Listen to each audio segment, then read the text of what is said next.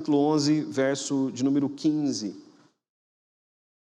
Apocalipse, capítulo de número 11, versículo de número 15, diz assim: o sétimo anjo tocou a trombeta, e houve no céu grandes vozes, dizendo: o reino do mundo se tornou do Senhor e do seu Cristo, e ele reinará pelos séculos dos séculos. O tema da nossa mensagem, meus irmãos, é o governante ideal. Quando nós olhamos aqui para esse texto, Apocalipse capítulo de número 11, nós vemos aqui o toque da sétima trombeta. O toque da sétima trombeta é o toque final. É quando Jesus vem e o mundo chega, vamos dizer assim, este mundo chega ao seu fim. A morte já não tem mais poder sobre os homens. Então, quando ele toca essa sétima trombeta, veja ali o versículo de número 15 mais uma vez, quando o anjo toca a sétima trombeta, acontecem grandes vozes. Essas grandes vozes são cânticos nos céus. O texto original nos faz entender que são cânticos.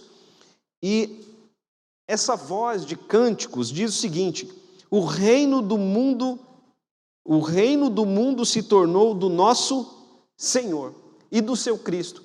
Alguém lendo esse texto, pode entender que, poxa, o reino do mundo não é do Senhor, o reino do mundo será do Senhor. Nós sabemos, meus irmãos, que o reino já é do Senhor. Mas quando ele diz aqui que o reino do mundo se tornou do Senhor e do seu Cristo, ele está falando que é o reino na sua plenitude. Porque nós ainda vemos, meus irmãos, um reino paralelo de Satanás. Nós ainda vemos a morte agindo na vida dos homens. Então são reinos que se levantam contra o reino de Cristo, que afrontam a glória do nosso Deus. Mas quando a sétima trombeta tocar, quando Jesus voltar, o reino do mundo se tornará plenamente do Senhor e do seu Cristo, e ele reinará pelos séculos dos séculos. Amém, queridos? Ele reinará pelos séculos dos séculos. Num sentido, ele já reina, mas ainda há existem ainda estes reinos paralelos, mas neste dia não existirá mais nenhum reino paralelo. Cristo reinará plenamente pelos séculos dos séculos. Vamos orar, queridos. Pai bendito, em nome de Jesus Cristo, nós colocamos diante de Ti, ó Deus, as nossas vidas. Estamos, Senhor, neste tempo de votação, ó Deus, de eleições. Não sabemos, ó Pai, como as coisas vão se definir, mas nós colocamos as nossas vidas e a Tua igreja nas Tuas mãos. E pedimos, ó Pai, da paz que excede todo entendimento ao Teu povo.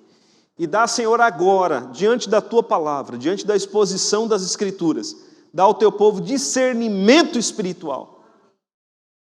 Nós oramos, ó Pai, em nome de Jesus. Amém.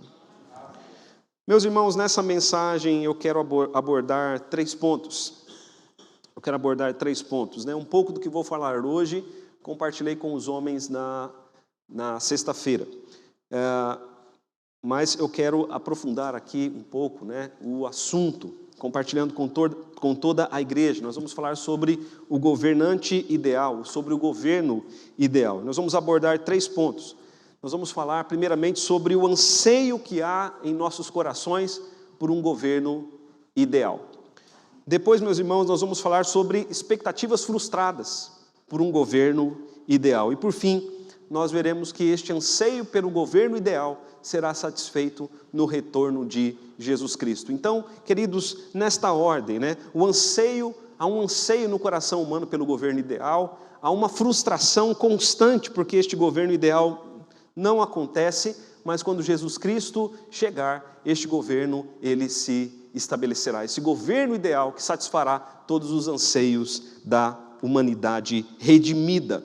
Então, meus irmãos, quando nós olhamos para as Escrituras nos mostram que há no coração humano o anseio por um governo ideal.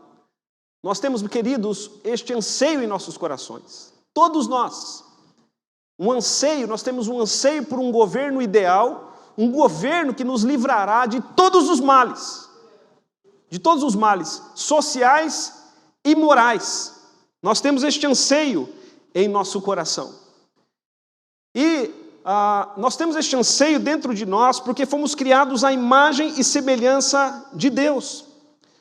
Nós fomos criados moralmente perfeitos.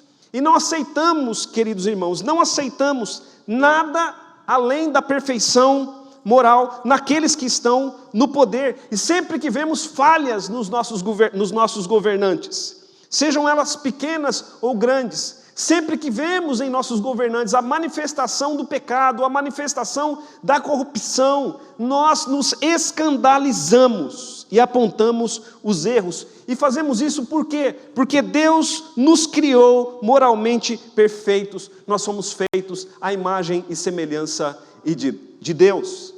E quando nós olhamos para a carta do apóstolo Paulo aos Romanos, no capítulo 2, especialmente nos versos 15 e 16, o apóstolo Paulo nos diz ali que Deus colocou dentro de nós a norma da lei.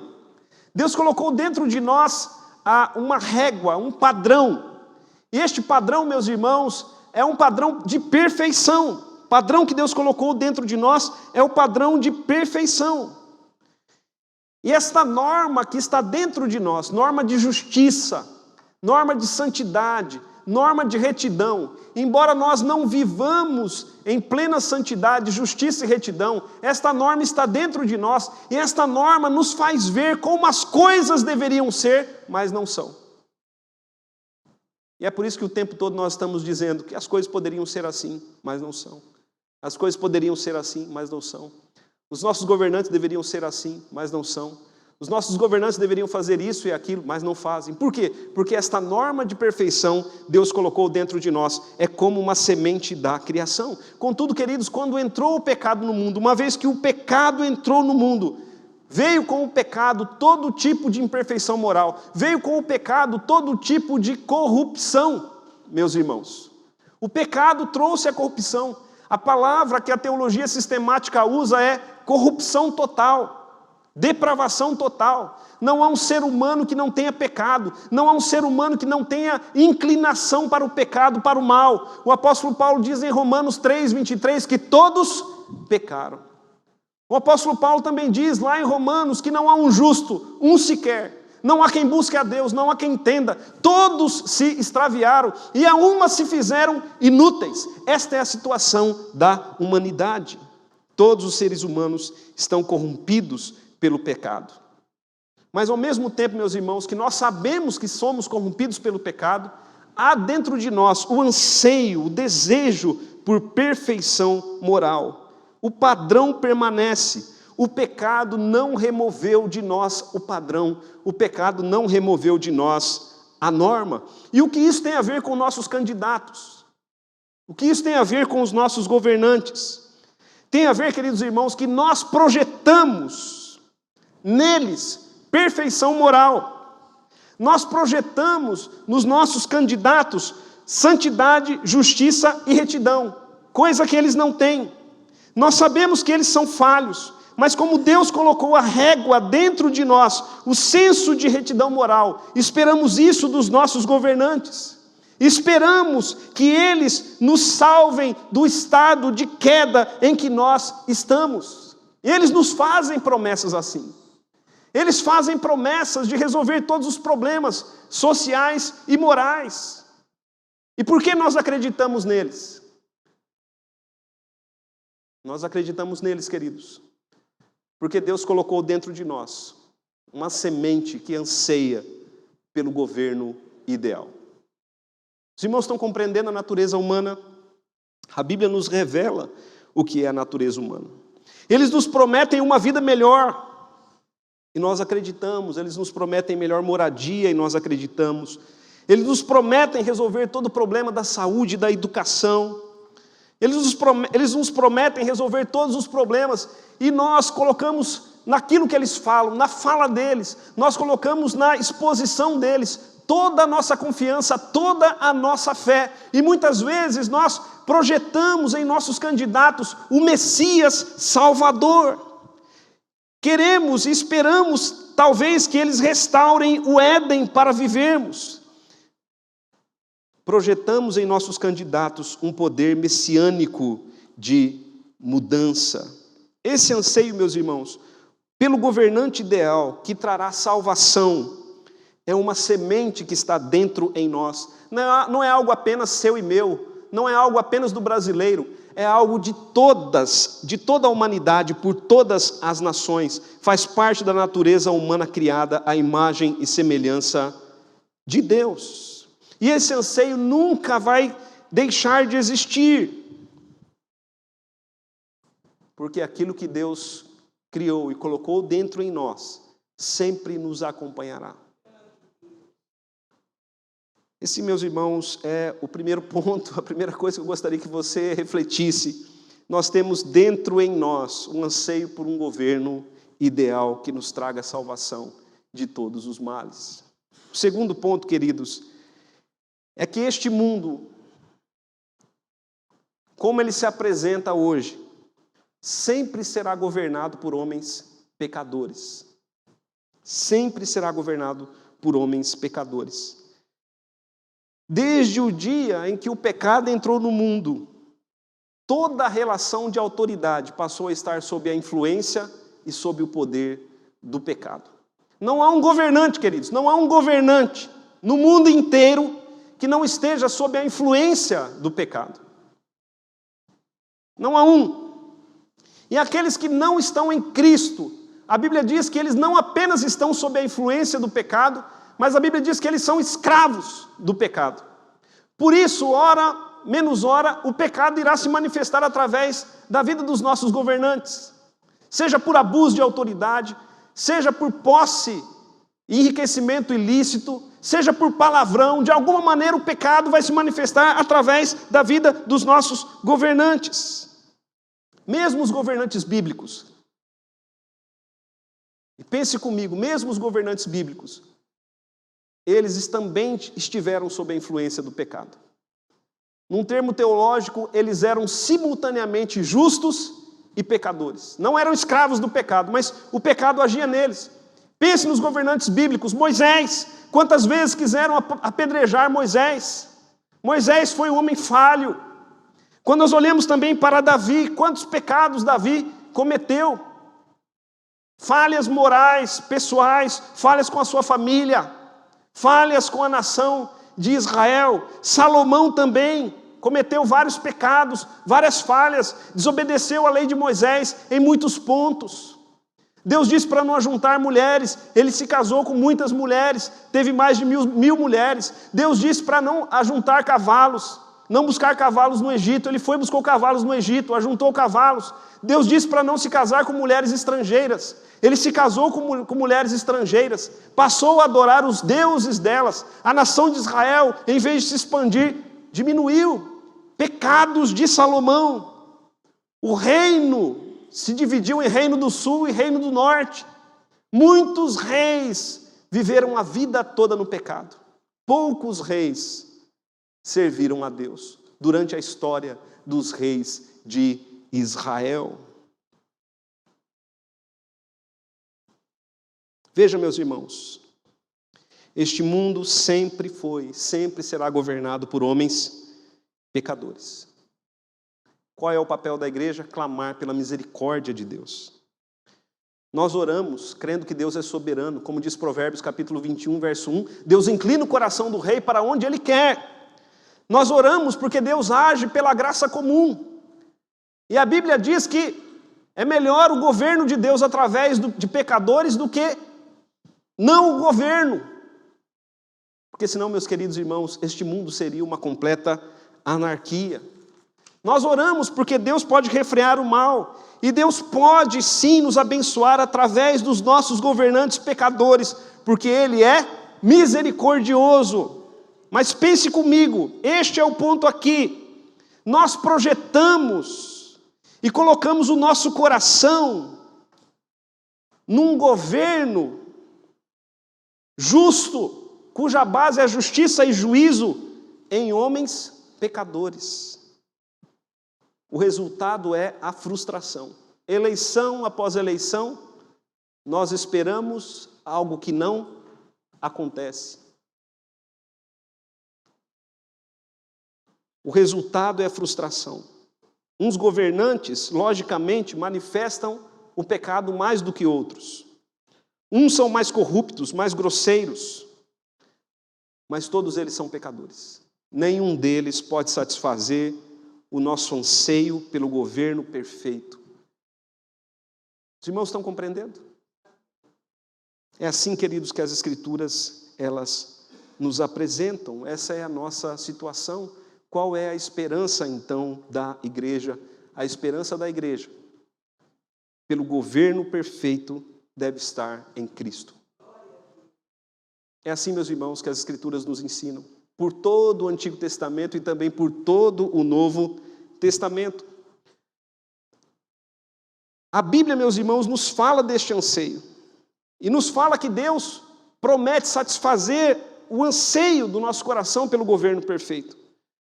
Mas Deus fará isso através, não de governantes humanos, mas através do seu Cristo, que é o próprio Deus. E nós teremos, então, estabelecido um governo teocrático. Nós vemos promessas que nos inspiram. Quando olhamos, por exemplo, para Isaías capítulo 9, versículo de número 1, que diz: um menino nos nasceu, um filho se nos deu, o governo está sobre os seus ombros, e o seu nome será maravilhoso. O profeta Isaías, também no capítulo 11, no capítulo 32, nos fala do governo de Cristo, que será um governo na plenitude do Espírito. O profeta Jeremias e o profeta Daniel também falam do governo de Cristo como um governo de justiça e de juízo, cujo reino será eterno. Por isso, meus irmãos, a nossa esperança pelo governo perfeito, ideal, deve estar em Cristo.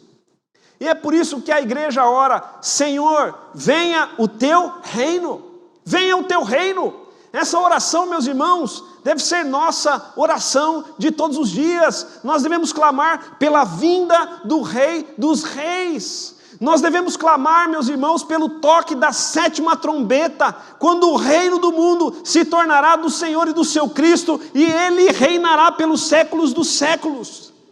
A Bíblia mostra claramente que o governante que trará ordem política, moral e social é Jesus Cristo. Apocalipse capítulo 19, versículo 16, apresenta Jesus como o Rei dos Reis. E o Salmo 72 mostra todos os reis da terra se prostrando diante dele. E muitos textos bíblicos, meus irmãos, muitos textos bíblicos mostram claramente, dizem, como Isaías capítulo 59 e o Salmo 89, muitos textos bíblicos mostram que justiça e juízo é a base do seu trono. Sabe o que significa justiça e juízo? Significa não apenas um juiz que decreta quem é inocente e culpado, mas aquele que faz justiça, meus irmãos. É aquele que se diz no Salmo 146, que dá pão aos que têm fome, que liberta os encarcerados, que faz justiça aos oprimidos, que ampara o órfão e a viúva. Amém, queridos? Esse é o nosso Cristo. As promessas que nós ouvimos dos nossos políticos, dos nossos candidatos, promessas que eles não podem cumprir sozinhos, porque não depende somente de um. Nós vivemos numa nação democrática. Que eles cumpram em parte, pelo menos, aquilo que eles prometeram. E que nós saibamos cobrar deles. Mas aquilo, meus irmãos, que eles prometem, que nós tanto ansiamos, Cristo fará por nós. Cristo fará pelo seu povo redimido. A Bíblia diz que Ele nos colocará no novo céu e numa nova terra. Isaías capítulo 11 diz que Ele acabará com todo o poder do inimigo. Não haverá mais a ação do mal. Não existirá mais violência. Nós viveremos num mundo de paz sem fim. Para concluir, queridos irmãos, quero fazer aqui 4 aplicações. A primeira delas: saiba que este anseio que tem dentro do seu coração e dentro do coração do povo brasileiro por um governante ideal é fruto da criação. nós projetamos neles aqueles que podem nos dar dias melhores. E o nosso povo, então, projeta isso nos governantes, esperando salvação dos problemas sociais. Isso, queridos, é falta de entendimento espiritual. Porque sem o entendimento espiritual, projetamos no homem o que só Deus pode fazer por nós. Por isso que a Bíblia diz, não confieis em homens, não confieis em príncipes, que não podem trazer salvação. Sem discernimento espiritual, projetamos no homem o que só Deus pode fazer por nós. Essa é a primeira coisa que eu gostaria que nós refletíssemos. A segunda coisa, meus irmãos, não espere demais daqueles que foram ou daqueles que serão eleitos. Não espere demais deles. Não espere demais daquele que será eleito presidente, nem governador, nem dos senadores. São Paulo elege um senador, 70 deputados federais, 94 deputados estaduais. É muita gente. Não espere demais deles, porque são pecadores. É certo que nós procuramos votar segundo o nosso conhecimento falho, os menos corruptos, o mal menor. Mas temos que ter essa visão. Nós elegemos pecadores. E mais hora, menos hora, eles podem manifestar o pecado. Mais hora, menos hora, eles podem soltar seus espinhos, porque são pecadores. E muitos deles, para não dizer todos sem Cristo, são escravos do pecado. Terceira coisa, querido, que quero que reflitamos é que, sabendo que eles são pecadores, nós devemos orar para que Deus tenha misericórdia deles, de nós e do povo brasileiro e da igreja. Deus, com a sua misericórdia, pode nos abençoar através de pecadores, como Ele fez muitas vezes na história. Se nós orarmos, se nós clamarmos, Deus usa o ímpio para nos abençoar. E por fim, meus irmãos, devemos colocar nosso anseio, aí sim, agora sim, a nossa fé, nós devemos colocar o nosso anseio, a nossa fé, a nossa esperança pelo governante perfeito em Jesus. Porque Jesus, meus irmãos, Ele, somente Ele, enxugará dos nossos olhos toda lágrima. Ele fará isso. De todas as pessoas que nesse momento estão chorando, seja na fila do SUS, ou com falta de pão em casa, Cristo enxugará dos olhos toda lágrima. Ele é o único que pode saciar a nossa sede, a nossa fome, pelo governo perfeito, pelo governo justo e bom, e sem nenhum tipo de mácula. Ele é o único que pode restaurar a ordem criada e acabar com todos os males. Portanto, depositemos a nossa fé no Cristo e oremos, venha o teu reino. Feche os seus olhos.